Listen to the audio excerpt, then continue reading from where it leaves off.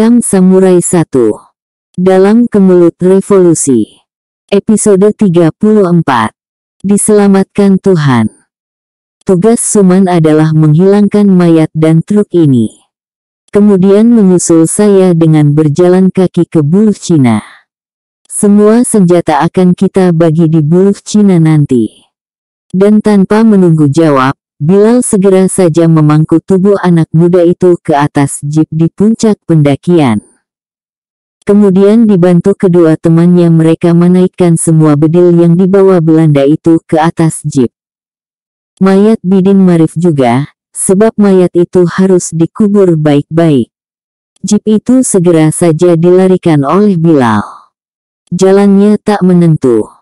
Dia memang pernah membawa truk dahulu, tapi sekarang karena sudah terlalu lama, maka jalannya melompat-lompat.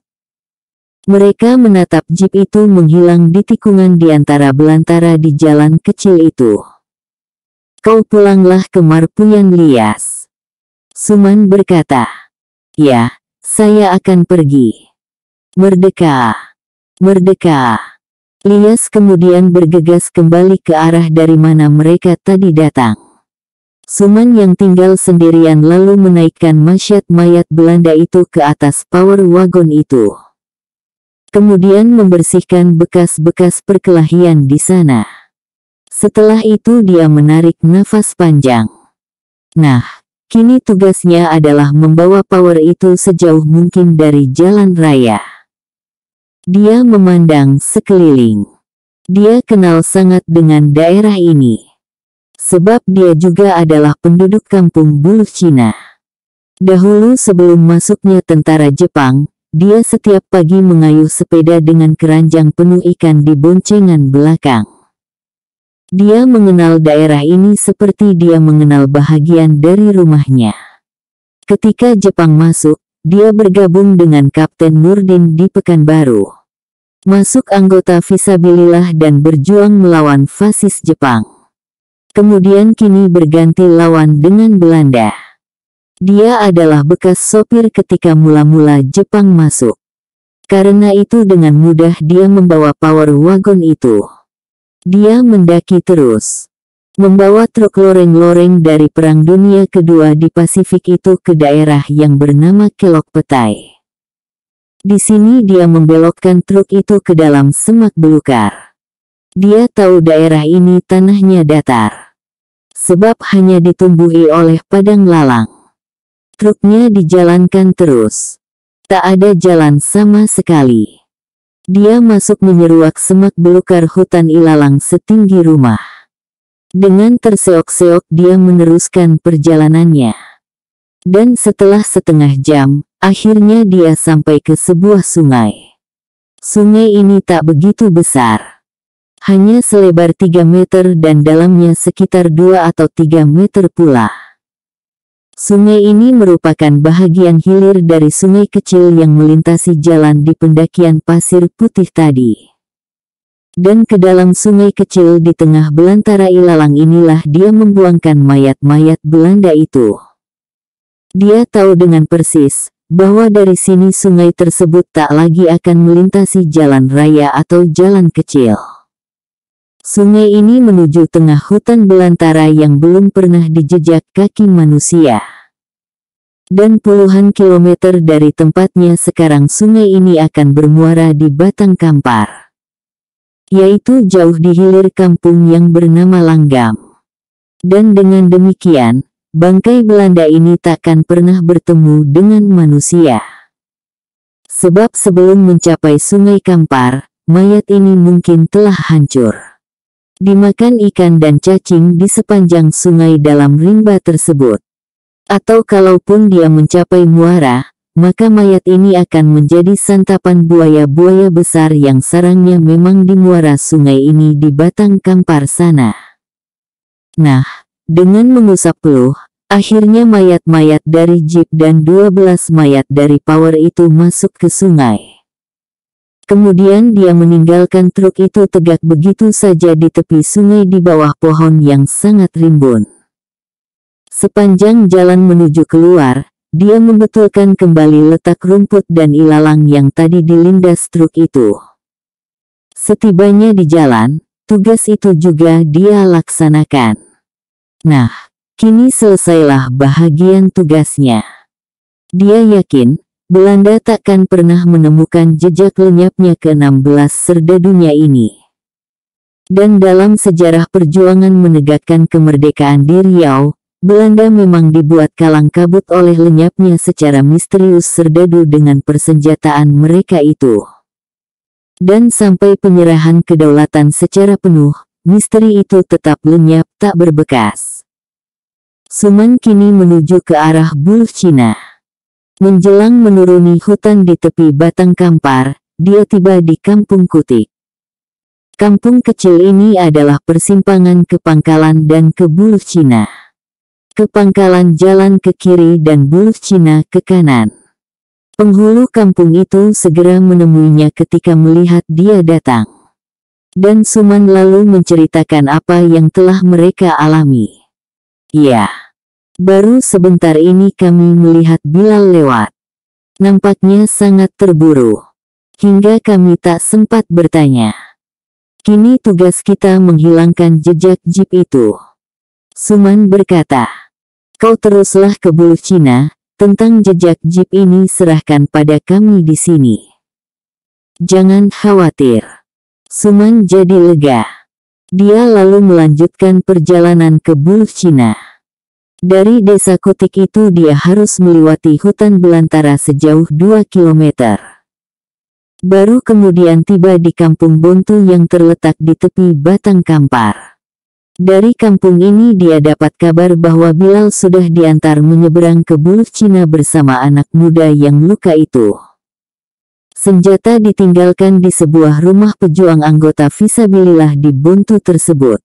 Dan dengan sampan, Suman diantar pula ke kampungnya. Ke Buluh Cina. Tugas utama mereka semua, yaitu menyampaikan berita pada keluarga Pak Rayap, bahwa dia selamat, kini bertambah tugas lain. Yaitu lari dari kejaran Belanda dan menyelamatkan nyawa si bungsu. Dan sepeninggalnya, penghulu kampung segera mengumpulkan penduduk yang jumlahnya hanya puluhan orang. Kepada mereka dia ceritakan perjuangan yang telah dilakukan pejuang-pejuang dari Buluh Cina dan perhentian Marpuyan itu. Dan dengan semangat perjuangan yang tebal, penduduk ini segera turun tangan. Menghilangkan jejak jeep yang tadi dibawa oleh Bilal. Mereka bekerja sepanjang siang, sore dan malam. Dan menjelang Isya pekerjaan itu selesai. Mereka pulang dengan perasaan tenteram. Kesibukan tentara Belanda segera saja meningkat karena kehilangan sebuah power wagon dengan 16 tentaranya itu. Malam itu juga sepasukan tentara yang terdiri sebuah truk penuh dan 2 buah jeep bermitraliur mendatangi perhentian Marpuyan. Penduduk segera saja diinterogasi. Ditanya apakah mereka melihat jeep dan power wagon itu. Penduduk Marpuyan yang jumlahnya tak sampai 100 orang itu telah diatur oleh pemilik kedai yang juga adalah imam di kampung itu. Dan semua penduduk dengan suara pasti menjawab bahwa mereka memang melihat jeep dan power wagon itu. Jeep yang pertama setelah menurunkan gadis dan ibunya itu terus ke arah Taratak Buluh. Tak lama kemudian datang power wagon dengan selusin tentara di atasnya. Power wagon itu juga terus ke arah Taratak Buluh. Tentara Belanda itu meneruskan jalannya ke Taratak Buluh dalam usaha mencari jejak patroli yang tak kembali itu. Namun mereka dibuat kaget. Sebab di Taratak Buluh, tak satupun orang yang pernah melihat kedua kendaraan itu muncul. Mereka lalu kembali lagi ke Simpang 3, yaitu ke pos penjagaan terjauh dari kota Pekanbaru. Mereka hanya berani bergerak malam dengan kekuatan besar. Dan malam itu hanya sampai di sana penyelidikan mereka. Mereka tak berani bergerak di malam hari lebih lanjut. Takut akan serangan para pejuang. Mereka menanti hari siang untuk melanjutkan pencaharian. Dan begitu hari siang, pasukan segera ditambah dari Pekanbaru. Kini dengan 6 buah kendaraan yang terdiri dari 2 buah jeep bermitraliur, 2 buah kendaraan lapis baja, dan 2 buah power wagon yang semuanya berkekuatan 40 pasukan berpakaian loreng mulai bergerak meninggalkan Simpang 3. Tujuan mereka hanya satu, perhentian Marpuyan. Hari masih subuh, ketika kampung kecil itu sudah dikepung oleh tentara Belanda tersebut. Semua penduduk dikumpulkan di lapangan dekat sebuah sekolah. Anak-anak, lelaki perempuan, tua muda, tak ada yang tersisa satupun. Termasuk di dalamnya Lias yang kemarin bersama si bungsu menyikat Belanda di pendakian pasir putih itu. Mereka dikumpulkan di lapangan dengan dikurung oleh panser dan jeep bermitraliur yang dihadapkan pada mereka. Seorang KNIL segera maju. Kemudian mengajukan pertanyaan. Kalau kalian tak menjawab, maka kalian akan ditembak. KNIL itu menggertak. Tak ada yang menjawab. Karena kanak-kanak malah mendekat panser dan jeep bersenjata berat. Mereka terheran-heran melihat kendaraan itu. Hei, kowe lihat jeep dan truk lewat di sini. Seorang KNIL bertanya pada seorang anak yang mendekati pansernya. Anak itu melihat dengan heran. Kowe lihat jeep lewat sini. Nanti kowe saya kasih bonbon. KNIL itu bertanya lagi dengan bujukan sambil mengambil gula-gula dari kantongnya. Lias yang pejuang itu hanya melihat dengan tenang dari kejauhan. Dia tak usah khawatir bahwa rahasia akan terbongkar dari mulut anak-anak itu. Soalnya bukan karena anak-anak itu seorang patriot. Tidak. Tapi sebabnya adalah karena hal lain. Dan hal lain itu segera terbukti, tak kala anak yang ditanya dan disodorkan gula-gula itu menghadap pada teman sebayanya di sampingnya tegak dan bertanya. Apa nih bowok goang? Apa kata monyet ini? Temannya segera menjawab. Inyo magi ang gulo-gulo. Dia memberi engkau gula-gula. Anak itu tertawa. Mengambil gula-gula itu. Makasih yo wuok. Makasih nyet, kemudian membuka bungkusnya dan memakannya. Lalu pergi dari sana ke arah kumpulan orang banyak, tanpa mengacuhkan pertanyaan KNIL itu. Soalnya anak-anak di kampung itu seperti umumnya anak-anak di kampung lain di seluruh Indonesia, tak pandai berbahasa Indonesia. Bahasa mereka adalah bahasa kampung mereka sendiri. Saat itu belum berapa orang jumlah yang mengecap bangku sekolah. Dan yang tak berapa orang itu, semuanya adalah anak-anak yang berdiam di kota. Bukan di kampung. KNIL yang gula-gula diambil itu hanya bisa garuk-garuk kepala. Dan dari mereka, serta dari penduduk, tak ada keterangan yang diperdapat. Jawaban tetap seperti kemarin. Yaitu kedua kendaraan itu menuju ke Teratak Buluh. Tak lama kemudian, 12 pencari jejak yang disebar kembali melapor pada mayor yang memimpin operasi pencaharian itu. Ke-12 orangnya melaporkan tak menemukan jejak apapun. Rupanya Lias dan penduduk Marpuyan telah bekerja dengan sempurna. Jejak kedua kendaraan itu memang berhasil dihapus seperti yang dikatakan si bungsu.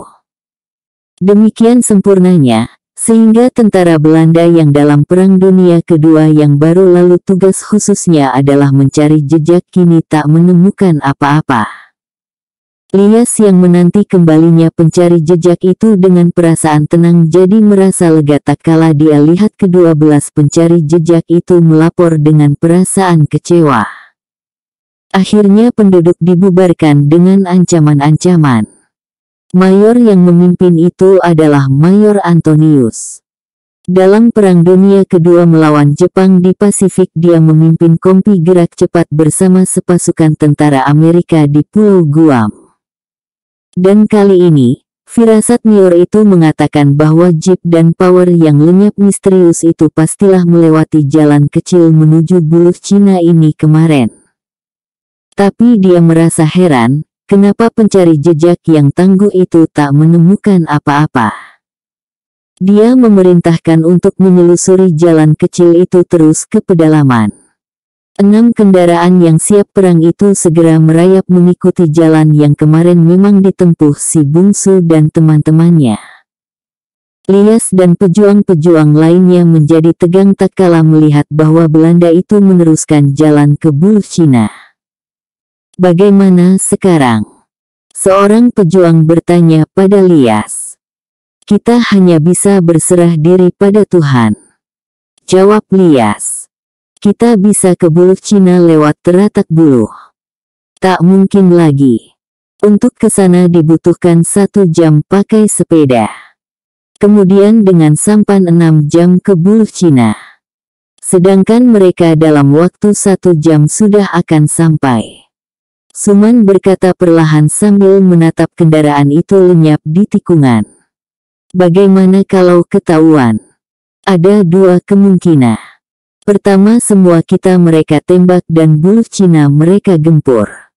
Kedua, mereka kita cegat ketika kembali. Itu berarti bunuh diri. Kita tak punya kekuatan apa-apa. Di sini kita hanya ada 11 orang dengan 4 pucuk senjata api, selebihnya hanya memakai kelewang, parang, pisau dan bambu runcing. Bagaimana putusan kita? Saya berharap mereka tak menemukan apa-apa. Semoga lewat bancah limbat hujan turun malam tadi. Dan jejak terhapus sama sekali. Dan memang itulah yang terjadi. Malam tadi hujan meski tak lebat, tapi turun di bahagian hutan lewat rawa yang bernama bancah limbat sampai Kutik. Dan semuanya melenyapkan jejak kemarin. Belanda meneliti tiap jengkal yang mereka lewati dalam usahanya mencari jejak patroli yang lenyap itu. Tak lama kemudian mereka berhenti di sebuah sungai kecil yang melintasi jalan. Sungai itu jernih sekali airnya. Jernih dan sejuk dengan pasir putih di dasarnya. Mayor Antonius menyuruh berhenti jeep komandonya. Dia tegak di bangku. Memandang dengan teropong ke pendakian di seberang sungai dangkal itu. Tak ada apa-apa yang mencurigakan. Dia turun. Mencuci muka di sungai kecil yang sejuk itu. Meminum airnya yang juga terasa sejuk. Sementara dia mencuci muka dan minum itu, pasukannya siap di kedua sisi jalan dengan senjata siaga. Kita kembali. Perintahnya. Dan semua kendaraan itu, satu persatu berputar di sungai kecil tersebut. Daerah di bawah pendakian itu memang cukup lebar untuk berputar. Kendaraan berputar di sana sambil menambah air untuk kendaraan mereka. Dan putusan mayor itu termasuk hal yang menyelamatkan penduduk kampung Kutik, buluh Cina dan perhentian Marpuyan. Sebab, kalau saja mayor itu meneruskan langkahnya agak 20 meter lagi ke pertengahan pendakian dari sungai kecil di mana dia mencuci muka dan minum, maka dia pasti akan menemukan jejak pertempuran kemarin yang terkikis oleh hujan, dan tak terlenyapkan oleh penduduk Kutik. Jejak itu berupa lobang-lobang bekas terkaman peluru 12,7 yang dimuntahkan oleh Suman. Di pertengahan pendakian itu ada lebih dari selusin jejak peluru. Kemarin memang ditimbun baik oleh Suman maupun penduduk Kutik. Tapi hujan yang turun malam tadi membuat timbunan itu melorot ke dalam. Dan jejak itu justru muncul lagi. Tapi untunglah, Tuhan masih melindungi mereka semua.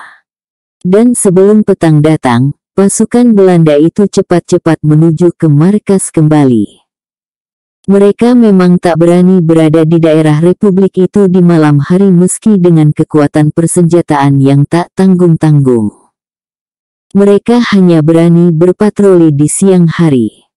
Dan begitu malam akan turun mereka cepat-cepat menarik diri ke markas. Besoknya pencarian dilanjutkan lagi.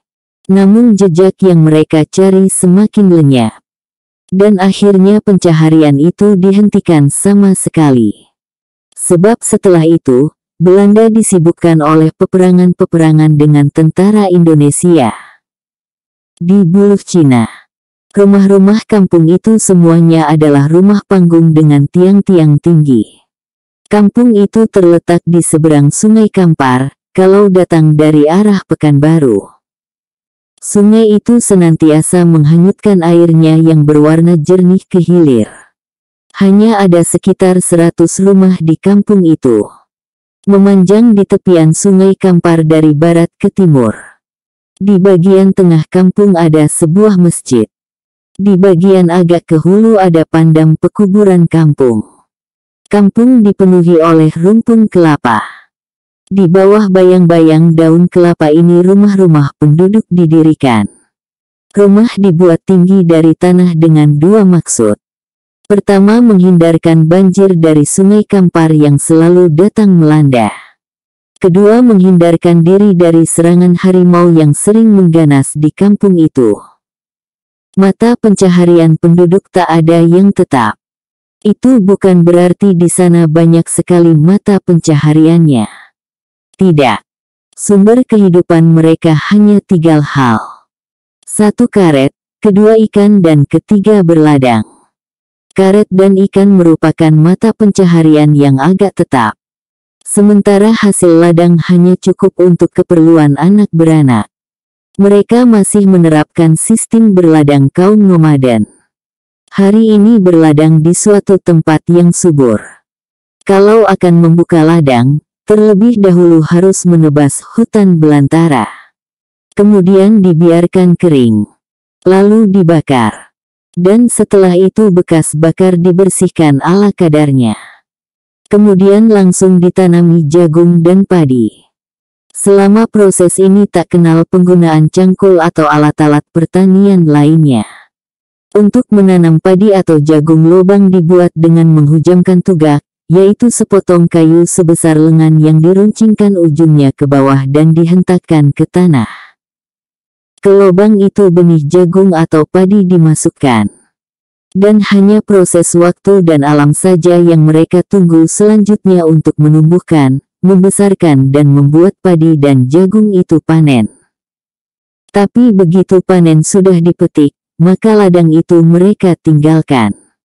Tahun depan mereka merambah hutan yang lain pula untuk berladang. Begitu terus. Ini menyebabkan mereka tak pernah mempunyai ladang yang tetap. Tak pernah berladang di mana tumbuh tanaman keras. Mereka pindah terus dari satu hutan ke hutan lain untuk berladang meski ladang terdahulu tanahnya masih tetap subur untuk beberapa tahun lagi. Kebun karet mereka umumnya tak terurus. Ditumbuhi semak belukar dan dijalari rotan. Bahagian yang baik hanyalah sedikit di sekitar pohon yang akan ditakik saja. Tak heran kalau kebun karet yang mereka sebut dengan kebun para itu menjadi sarang harimau. Dan tak heran pula banyak penakik-penakik getah itu menjadi mangsa raja hutan tersebut. Mata pencaharian yang ketiga adalah ikan.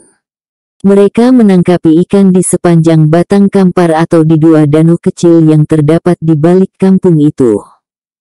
Karet dan ikan inilah mata pencaharian mereka yang agak memadai. Memadai dalam arti sekedar cukup untuk menyambung hidup dari hari ke hari.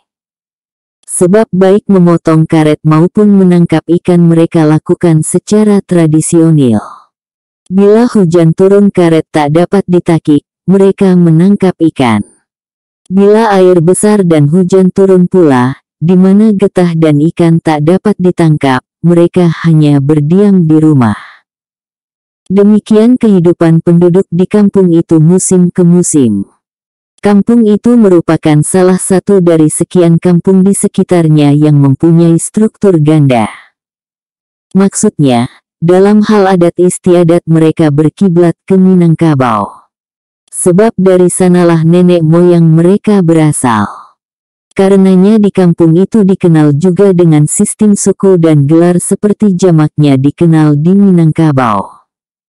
Dan sistem keluarga yang dianut juga sistem ibu sebagaimana jamaknya di Minangkabau.